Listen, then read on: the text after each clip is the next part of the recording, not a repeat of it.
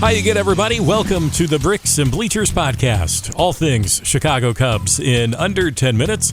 Final week of the regular season is upon us. Cubs never had a shot at the postseason in 2022, but we will set up the scene, let you know who is in and who was fighting to get in. And even though they have nothing to play for, the Cubs are ending the season with perhaps their best play of the entire year. More on that shortly.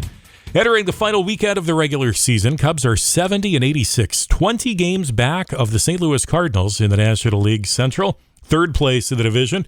It's the Cards, followed by the Milwaukee Brewers, then the Cubs. Cincinnati Reds are in fourth place, one game ahead of the Pittsburgh Pirates.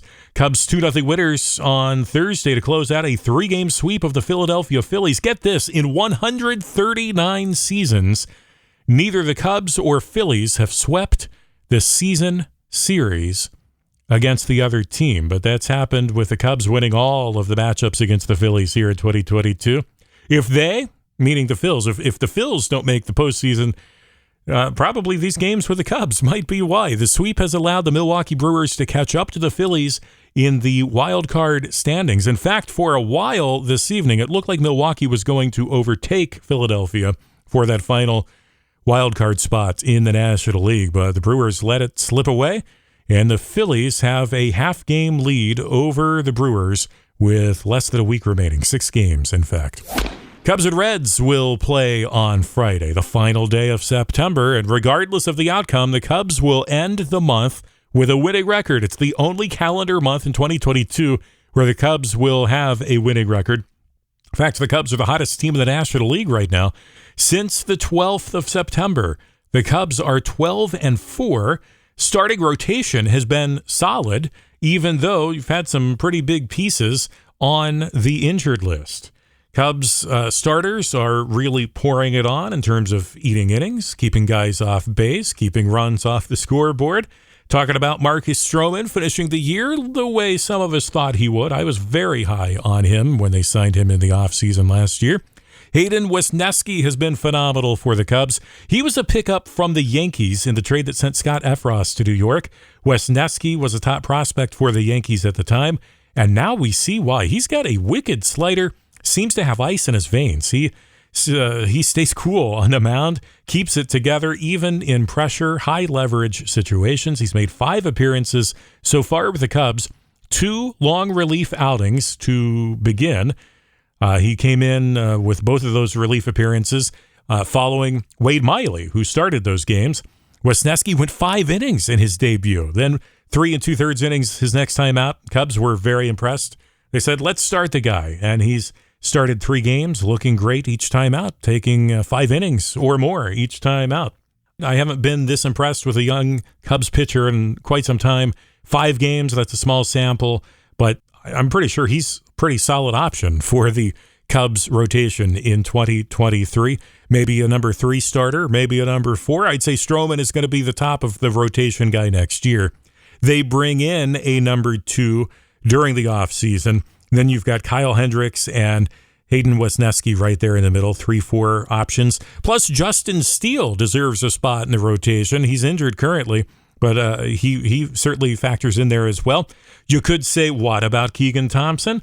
I like him, but I think he's best as a long reliever, or perhaps a guy who can move up to the starting rotation when injuries happen. It's a long season, 162 games. You are going to lose an arm or 2 from the rotation at various points in the year. And I think Keegan Thompson makes a good starter in those situations. But I digress. We started down this path by talking about what's going right for the Cubs here in September.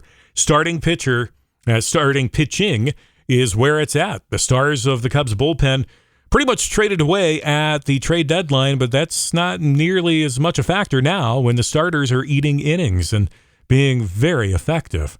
Downside remains the Cubs offense. They just don't score many runs. They especially struggle with runners in scoring position.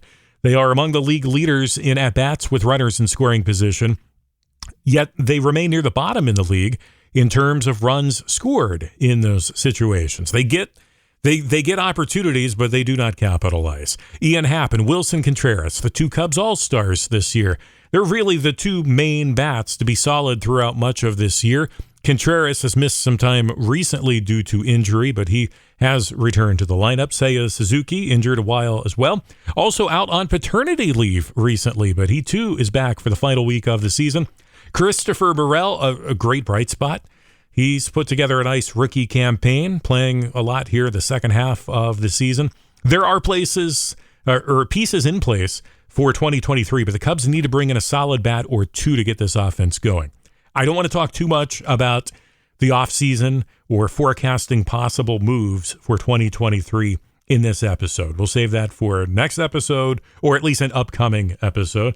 But I think the needs of this team are pretty obvious. And as much as it may pain me to say it, I will give David Ross credit for keeping the team focused, moving in a direction where they are winning here in September, even though they have nothing to play for. Although when Zach McKinstry, Michael Hermosillo, and Frank Schwindel are getting time late in the year, things are not going well. And that's been the case, although the last two guys, Hermosillo and Schwindel, both recently cut. However, Zach McKinstry, for some reason, still takes up a roster spot. I don't get it. Really tough to get fired up to watch this team at times, but winning has made September a little more bearable. All right, time for This and That, our news and notes segment from around Major League Baseball. Aaron Judge now has 61 home runs. He blasted that last night in Toronto, last night being Wednesday night in Toronto. Only two other guys in the majors have even 40 home runs. Kyle Schwarber's at 42, Pete Alonso with 40. White Sox won 4-3 in Minnesota on Thursday. It snaps an 8-game losing streak, but it's too little too late. Sox were officially eliminated from postseason on Wednesday. And the New York Mets have 41 wins against teams with a record above 500. That's the best in the National League. Right behind them, the Chicago Cubs. Yeah, it's true. The Mets are the only National League team with more wins against teams with a winning record than the Cubs, who have done it 34 times. How about that? We'll set up the final week of the season for the Cubs in a moment. Let's look at the postseason heading into Friday's play. In the American League, the division winners are set. Yankees, Guardians, and Astros. I believe the Yankees and Astros both have eclipsed 100 wins. If not, I know the Astros are getting close. Blue Jays clinched a postseason spot on Thursday with the Orioles loss. Mariners and Rays tied for the final two wild cards in the American League, but the O's remain in contention barely. They trail 5 games with 6 to play. In the National League, Dodgers and Cardinals are division winners, and then you've got the Mets and Braves vying for the National League East title. The winner of that race gets the second best record in the National League. The loser will get the first wild card spot.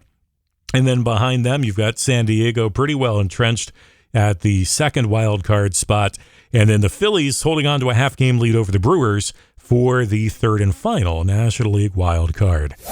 We'll set up the final week of the season here as the Cubs and Reds battle the rest of the way. 6 games remaining in the season. Cubs have the Reds at home this weekend and then travel to Cincinnati for games Monday through Wednesday. Cubs are 70-86. Reds are 60-96. Friday afternoon, it's Graham Ashcraft and Adrian Sampson as the starting pitching matchup at Wrigley Field. Sampson has faced the Reds twice this season. First outing in early August, he went just 4 innings. He was able to get through 6 innings against the Reds earlier this month.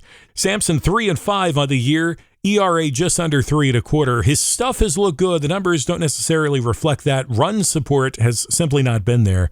Ashcraft has started twice against the Cubs this year. He's lost both of those outings. Big story of the weekend, though, will be the curtain call of Wilson Contreras. We saw the big send-off for him in midsummer, right before the trade deadline. Cubs did not deal him, so here he is again with another send-off this weekend. Cubs could give him a qualifying offer to bring him back for next year, but I'm not going to hold my breath on that. Final 6 games of the year are all on Marquee Sports Network, all 3 this weekend at Wrigley, starting at 2:20 Eastern, and I believe MLB Network will also pick up Friday and Saturday. So if you're outside of Chicago, you want to watch the games, should be in luck on Friday and Saturday. Early evening starts next week in Cincinnati, 6:40 Eastern, Monday and Tuesday, and then 4:10 on Wednesday. Big off-season approaching. We'll talk about that in our next episode. Be sure to subscribe so you stay in the know. Apple Podcasts, Spotify, pretty much wherever you get your podcasts, you'll find us. All things Chicago Cubs in under 10 minutes. This is the Bricks and Bleachers Podcast.